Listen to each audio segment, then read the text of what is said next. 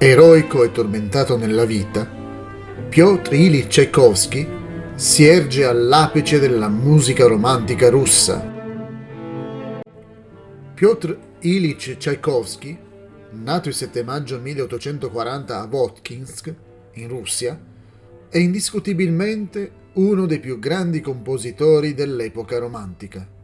Le sue 6 sinfonie e le sue 4 suite orchestrali sono belle e realizzate magistralmente, davvero diverse da qualsiasi altra cosa. Lo stesso si può dire dei suoi balletti. Lo Schiaccianoci, Il lago dei cigni e La bella addormentata nel bosco oggi continuano a essere immensamente popolari fra le compagnie di balletto e il pubblico. Il suo primo concerto per pianoforte, ne scrisse 3, e il concerto per violino solista sono certamente fra le composizioni più grandi, più emozionanti e più romantiche del XIX secolo. Fu anche un grande compositore di opere. Il suo Eugenio Onegin, basato su un racconto di Alexander Pushkin, è probabilmente la più grande opera russa mai scritta, anche se il Boris Godunov di Mussorgsky non fu da meno. E poi non trascuriamo la Dama di Picche, che in inglese si titola The Queen of Spades, ovvero la Regina di Spade, che sarà rappresentata al Metropolitan Opera, con i suoi temi intrecciati del gioco d'azzardo e del soprannaturale è diversa da qualsiasi altra opera mai scritta.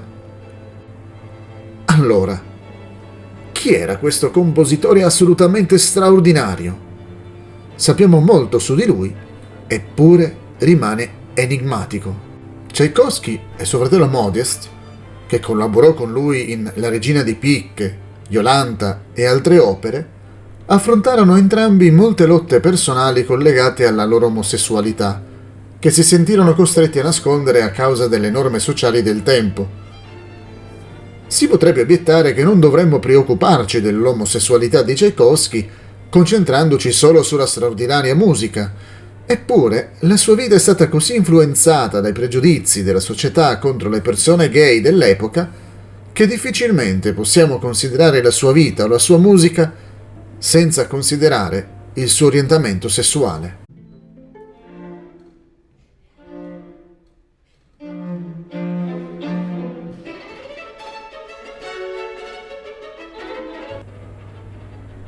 Tchaikovsky iniziò a studiare pianoforte all'età di 5 anni. Su insistenza dei suoi genitori, studiò legge alla Scuola Imperiale di Giurisprudenza di San Pietroburgo. Ma la passione per la musica lo portò a iscriversi al Conservatorio di San Pietroburgo, dove studiò con Anton Rubinstein. Non sarebbe esagerato osservare che il suo talento è esploso nel conservatorio e di lì in tutto il mondo musicale. Nel corso della sua carriera, Tchaikovsky compose una vasta gamma di opere, tra cui sinfonie, opere, balletti, musiche da camera e concerti. Mentre traeva spesso ispirazione dalla musica e dalla letteratura popolare russa, elevava le sue composizioni a un livello di sofisticazione che rivaleggiava con le opere dei più grandi compositori europei non russi, tra cui Brahms, Dvorak e Grieg. La vita personale di Tchaikovsky fu segnata da periodi di depressione e apprensione. Per nascondere la sua omosessualità, sposò una delle sue allievi, Antonina Miliukova, nel 1877. Lei aveva 9 anni meno di lui e il matrimonio finì rapidamente con la separazione, anche se non divorziarono mai. Dopo aver subito un collasso nervoso, Tchaikovsky si recò in Svizzera per un certo periodo per riprendersi. Gli storici hanno generalmente trascurato la questione di quanto gravemente Antonina debba aver sofferto a causa di questo matrimonio disastroso.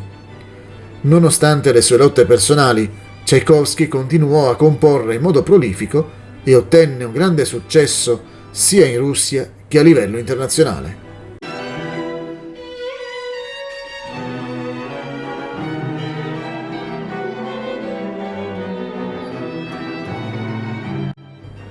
La sua sfortunata moglie non fu l'unica donna nella vita di Tchaikovsky.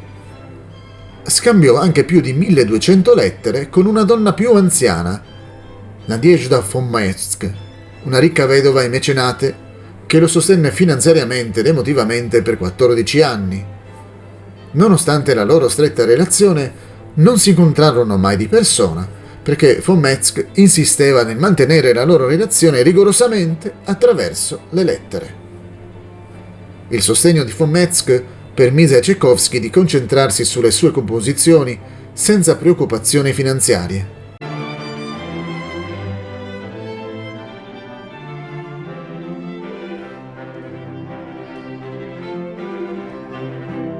Tchaikovsky morì il 6 novembre 1893 a San Pietroburgo. Mentre la sua morte è generalmente attribuita al colera, alcuni hanno ipotizzato che potrebbe essersi tolto la vita.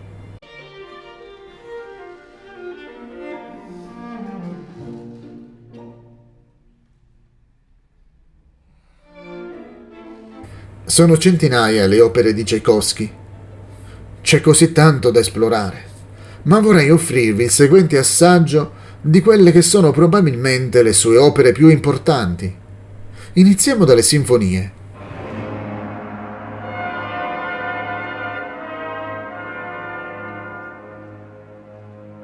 Sinfonia Manfred.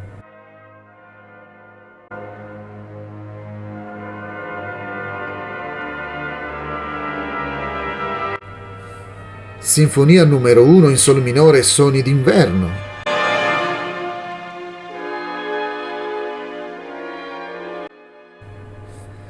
Piccola Russia, Sinfonia numero 2 in Do minore, opera 17.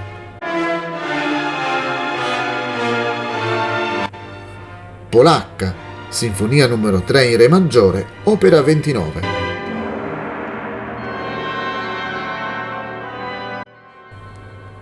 Sinfonia numero 4 in Fa minore.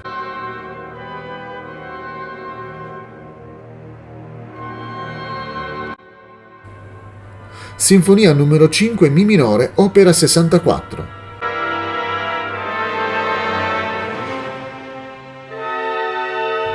Sinfonia numero 6 in Si minore, opera 74, Pathétique.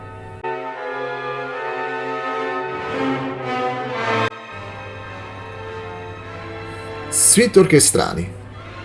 Suite numero 2 in Do maggiore, opera 53, Suite caractéristique.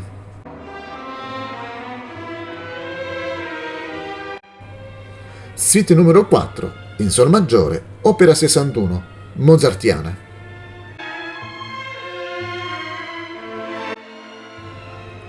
Altre opere orchestrali. Ouverture 1812.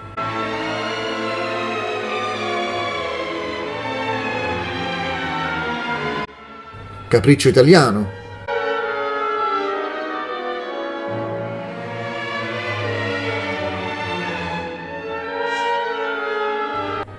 Romeo e Giulietta, Ouverture fantastica.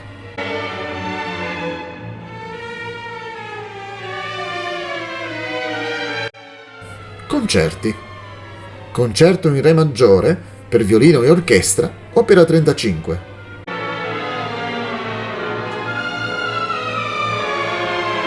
Concerto numero 1 in Si bemoll minore, opera 23, per pianoforte e orchestra.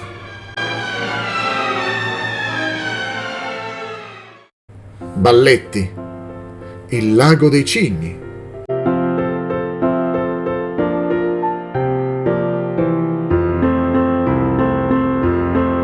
La bella addormentata nel bosco.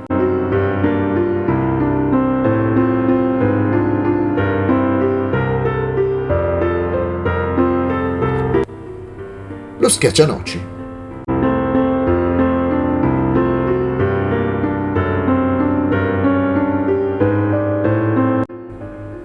Opere. Eugenio Onegin.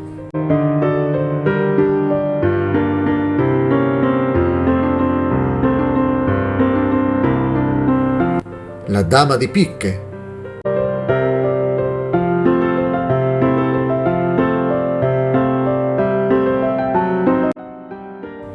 Jolanta.